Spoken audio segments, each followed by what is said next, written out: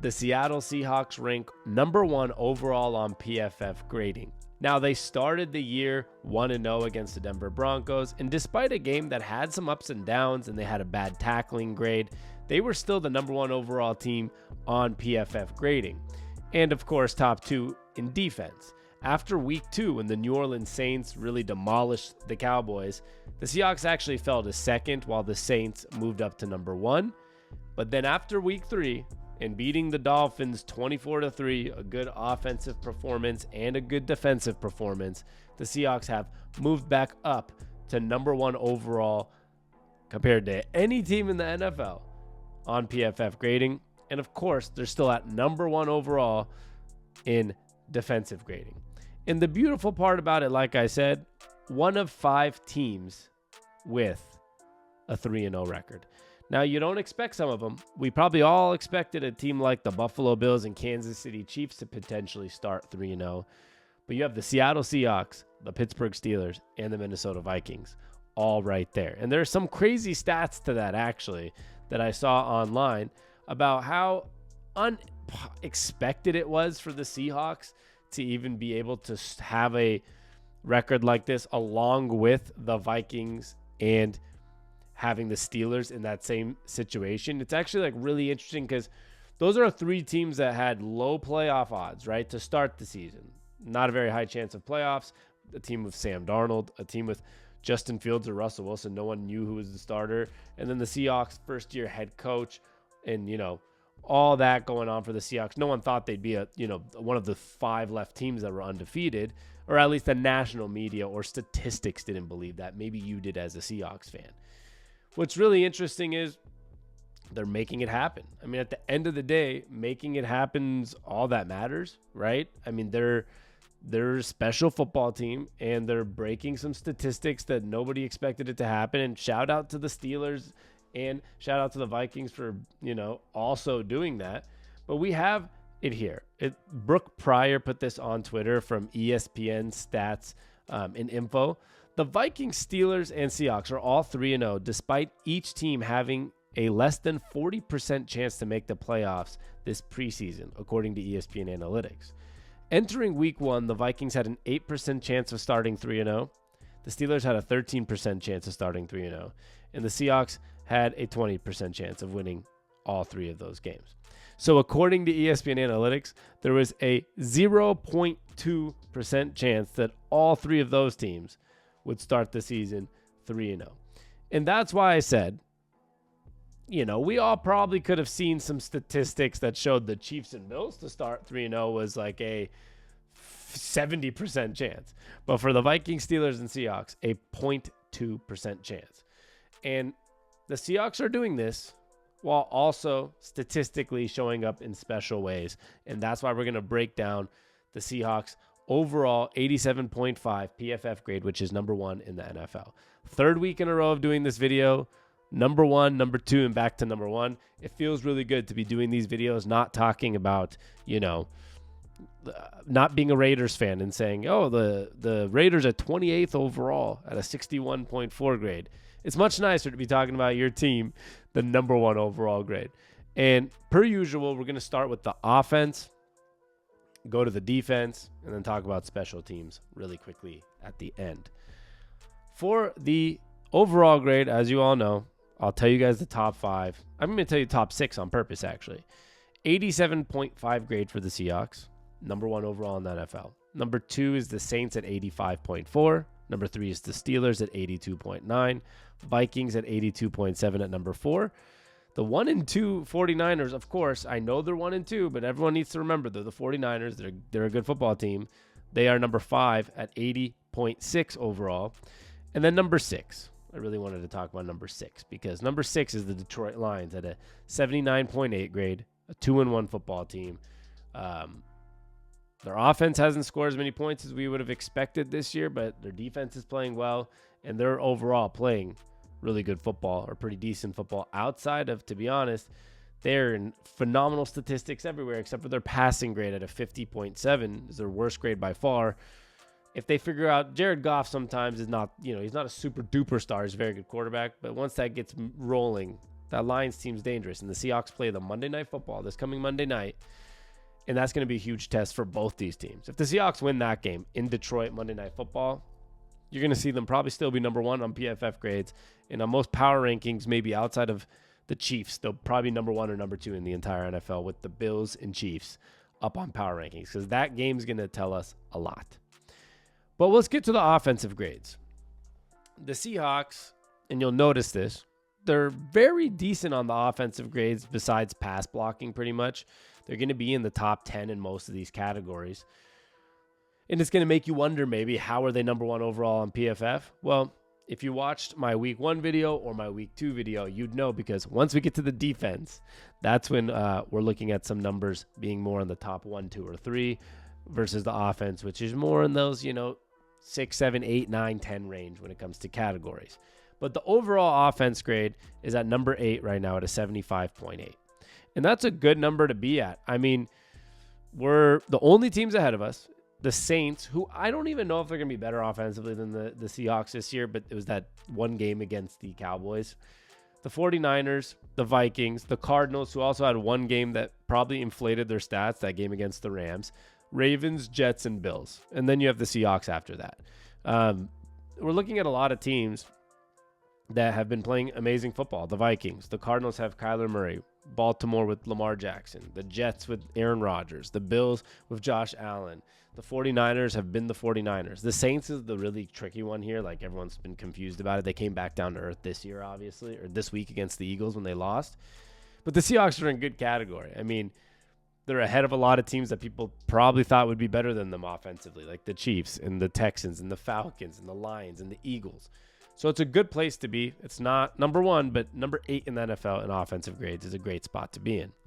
And that kind of goes to the passing grades as well. In the passing grades, the Seahawks sit at 7th with a 79.0 grade in the NFL. It's a good grade to have. Same teams pretty much ahead of them there, except for there's also the Steelers at number 5, which is crazy. Coming from a Seahawks fan, Justin Fields probably took Russell Wilson's job. I don't know if Russell Wilson's going to be a starter again or get another chance this year, or maybe ever in the NFL. It might be just a perennial backup unless there's an injury. But the Seahawks sit 7th overall in PFF grading, above a lot of teams, like I said, in the passing grades, above the Texans, above the Bills, above the Bengals. A good place to be and an impressive place for them to be. Here we get to our worst category out of all categories. It's unfortunate to be in this category, and I hate talking about it because it seems like it's a category we talk about every year struggling. And it's a category I don't like talking about every year being a problem. The pass blocking. The Seahawks are 4th to last in the NFL in pass blocking. 4th to last at a 53.2 grade. Saints are below them. Browns and Rams. Those are only teams below the Seahawks in pass blocking grades. And it's weird considering the fact, we're also a team that's been pretty decent in the run blocking game, which we'll get to, but the pass blocking has been a bottom team again. And once again, injuries. And it's one of those things, you can't control it sometimes, but it just sucks that we're in that situation. As you're watching this, there might be a decision on it. I don't know what day, what time you're watching this, but it's Tuesday, September 24th at 3 o'clock. The Seahawks just hosted Jason Peters, the 42-year-old offensive tackle who played 8 games for them last year. They're in desperation mode. They lost Abraham Lucas till midseason probably. I mean, if they wouldn't be looking at options if Lucas was going to come off the IR week 4 and be back. He's probably going to be a midseason week 8, 9, 10 type of addition if he does fully get healthy. Who knows? Knock on wood, because it's been tough for him to get healthy. They brought in George Fant for his second stint in Seattle to kind of cover up for that. George Fant, of course, ends up on the IR also. So bringing a 42-year-old Jason Peters, if they end up signing him, that tells you a lot about what they think about Fant's injuries, about Lucas's injuries, and it's a big concern for me because that's a huge position to have a 42-year-old come in for another emergency role coming off the couch 2 years in a row. And Seahawks sitting at 53.2, 4th to last team in football. Not a good place to be in. But that's the worst category you're going to hear for the Seahawks. We'll get to receiving next. They are number 11 in receiving at 71.7. It's a great grade. I mean, I actually believe they probably would be in the top 5 if we didn't have, I think it was week 2, where Noah Fant dropped 2 passes, DK Metcalf with 2 big drops, Jackson Smith and Jigba had a big drop. Geno Smith essentially had a perfect game almost. Like, he was as perfect as it gets for a quarterback, with the exception of the players dropping a lot of passes. But still, we know what receiving core we have. We're a 3-0 football team, the number 1 rated team on PFF. We're number 1 rated in a lot of other places, which I'll get to here. I'm going to get to where we rank in the NFL in a lot of opponents' yards per play, opponent success rate. We're number 1 in a lot of things. Receiving would be a lot higher and closer to number 1 if there wasn't those drops, but 11th is not a bad spot to be in, and we all know what we have there. We know we have DK Metcalf, and we have Jackson Smith and Jigba, and we have Tyler Lockett, and we have good tight ends right now with AJ Barner, Farrell Brown, Noah Fant, Jake Bobo hasn't really made an impact this year, but he's not a bad 4th or 5th guy to have. There's a lot of good pieces on the receiving core, and we'll get to the run game. This one's really cool because it's a testament to the offensive line, I think, and the running backs. But we've gone 1 week with our star running back, Kenneth Walker. Got hurt. He had a phenomenal game week 1. Got hurt, though, and had an average week 2 running, pretty low, actually, grade for, like, the team grade that week. But then Zach Charbonnet came out and had a phenomenal game against the Dolphins, filling in for Walker again. And the Seahawks ranked 6th in the entire NFL. 6th, which is very good for having a bad offensive line. I don't want to hate on them because they actually have a good run blocking grade, or a decent one, but an offensive line that's been injury dealt and has not been the best offensive line in football by any means at all. They're still 6th in the run game, backup running back for 2 games at an 81.4. There's only a few teams ahead of them: the Jets, the Jags, the Lions, the Ravens, and the Bills. That's a great place to be in for a team that's dealt with the offensive line injuries and using a backup running back for most of the season so far. So it's a big thumbs up to the Seahawks being at a 6 overall grade on PFF and running. And it's a testament to the offensive line. While they are a bottom 4 team in the passing grades, bottom 4, they are 9th overall in run blocking grade at a 71.3. So a lot of people, if you look at a lot of numbers, a lot of people were making fun of Stone Forsythe, for Anthony Bradford, guys that are not the best offensive linemen in football, but they have some really decent run blocking grades. It's just the pass blocking, and this is a classic Seahawks move. Into post Super Bowl, what was Russell Wilson's biggest problem? No offensive line. Now we're back to last year. Geno had no good protection. This year, Geno has some bad protection again, and he's still playing really well, but the passing offensive line has been a problem for like 8 years, and it's a lot injury related right now, but it's back to being a problem. But thankfully, the run blocking offense is looking okay at number 9 overall in the NFL. So we're looking all right, and it's a nice feeling to have that we're right there and we're doing okay despite the injuries that we're having.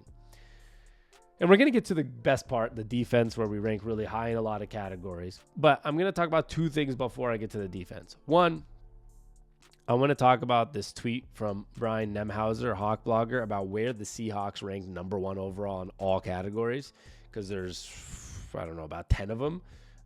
2 of them are just kind of funny standing things, but like there's 5 or 6 really important numbers here and where the Seahawks rank number 1. And then we're going to get to the defense as well. Before I get to those 2 things, I just want to mention the Rebet app. It's a sponsor of this video. I've had like 30 of you guys sign up. I get reports on it, and it's really helping me put out more content. It's helping us put up more content at the Sports on Tap and Seattle on Tap. So you can check out our podcast there, by the way. Seattle on Tap, we're going to have a new episode that was uploaded when you're watching this too.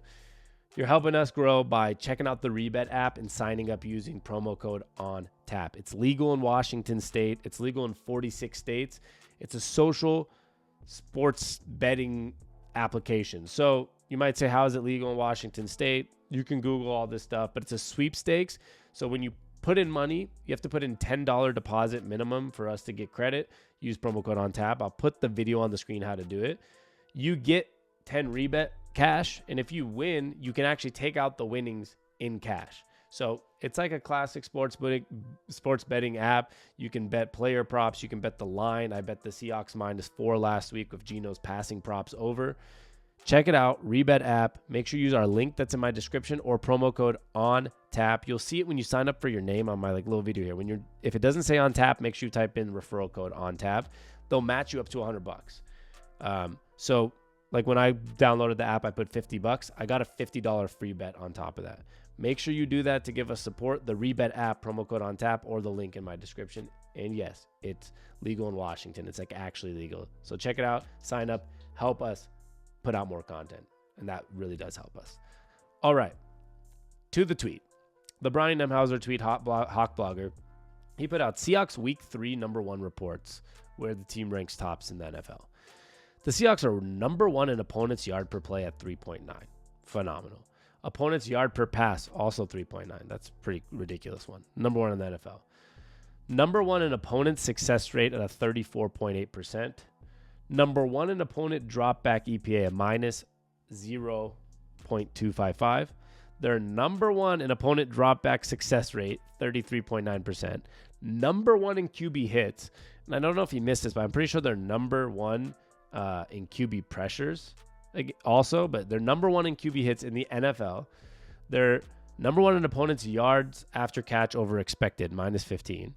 #1 in the NFC West at 3-0 with a 2-game lead, and #1 tied for NFC 3-0 lead. So it's pretty awesome.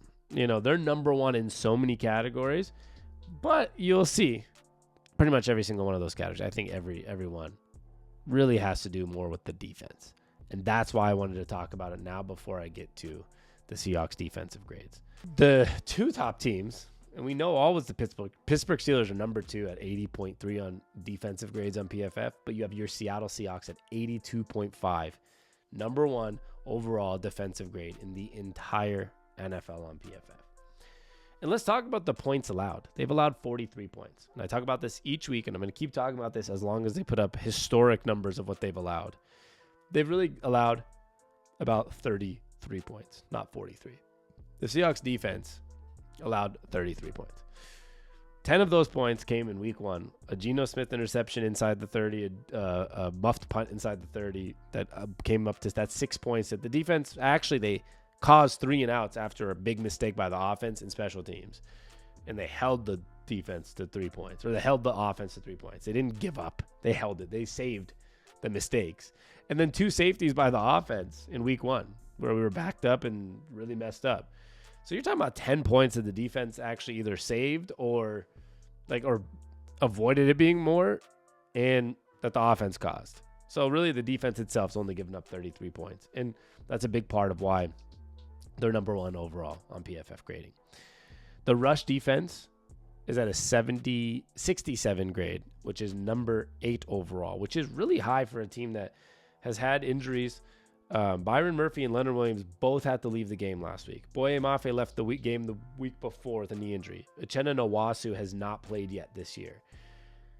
One of their, and we've had injuries at linebacker, Jerome Baker. We've had a lot of that interior guys miss games, and you still have a rush defense, and it's been affecting our pass rush too. So don't get me wrong, I'll get there too.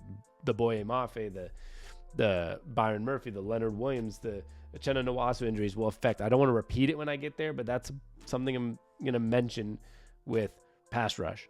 But to be at 8th at a 67 grade with all those bang-ups and injuries in the rush defense, in a team that I felt like always was getting killed by the run the last couple of years, that's a testament to Mike McDonald and his new defense. So 8th overall, pretty happy with that. I think this is one of our worst, our second worst. This is our second worst grade. No, third worst. That's the next one's the second worst grade. This one's actually okay. We're 7th overall when it comes to tackling at a 61.6. And that's coming from a team that actually struggled they struggled to tackle in week 1 according to PFF grades. I wanted to think about how I said that, because in my eyes they had a great tackling performance. In Mark Schlereth's eyes, who's a Denver Broncos former player and a guy who broadcasts for them, said the Seahawks performance might have been the best tackling performance he's seen in his NFL career. But still, they had a really bad PFF grade tackling week 1, and they've recovered over the last 2 weeks by they've had, I think it was like 18 missed tackles down to 10 week 2 and then like 3 in week 3. Their missed tackles are just becoming less, and less. And they've found a way to move themselves up to the top 7, number 7 in tackling grade, which is very impressive. This is our second worst grade. After our pass blocking, our second worst grade is pass rush, which it's still in the green, a 67.6. So it's not bad, but it's number 14. We're still in the upper half. I think 16th is the middle, the 32 teams. So 14th, we're above the top half at a 67.6 in pass rushing grade. But like I mentioned, those injuries, those guys that have been in and out, we're number 1 in QB hits and QB pressures, but pass rush is more than just QB hits and QB pressures. There's obviously sacks and other statistics and the actual, amount, how good the line's playing as a whole. But we're at 14th with those injuries, with some really good stats and some things that could be worked on. If the defense keeps getting better, that number's only going to get better. And we're talking about I'm complaining about being in the top half in a grade, because outside of pass blocking, there's not a single grade we're below the middle half on. It's just pass rush at 14 is like our second worst grade. And so it's not something to actually complain about, but I'm just mentioning it because I'm going through all the grades. Coverage grades. Number 1 in the NFL, of course. 89.9 grade is number 1 in the entire NFL for coverage grade, while number 2 is the Chargers at 85.7. So we're really high up there.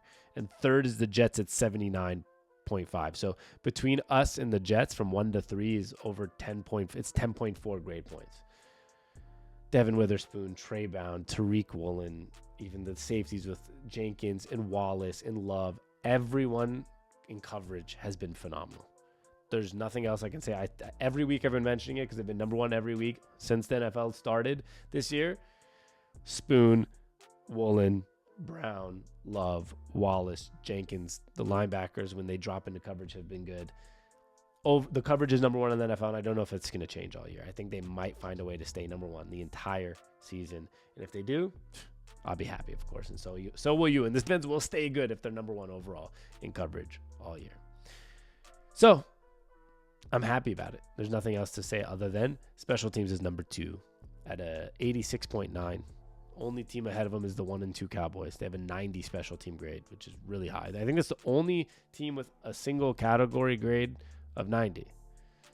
I don't think there's another category grade of any grade that's a 90. Special teams, the Cowboys have 90, and the Seahawks are at 86.9 at number 2. But the coverage, we're at number 1. Defense, we're at number 1. Overall grade, number 1 in the entire NFL on PFF Grading. Hopefully, when I log into this next week on Tuesday or maybe Wednesday, because the game's on Monday, we'll be talking about the Seahawks being number 1, being 4-0, beating the Lions in Detroit on Monday Night Football, which would be a phenomenal feeling. If so, this team's more serious than I'm even considering right now. I'll be back hopefully tomorrow or Thursday with another video. Make sure you check out the Rebet app, promo code ONTAP. Remember, they'll match you up to $100 deposit, and it helps us do more work. And check out the podcast, Seattle on Tap, and our other pages. All the links in the description. Love y'all, and we'll be back. Peace.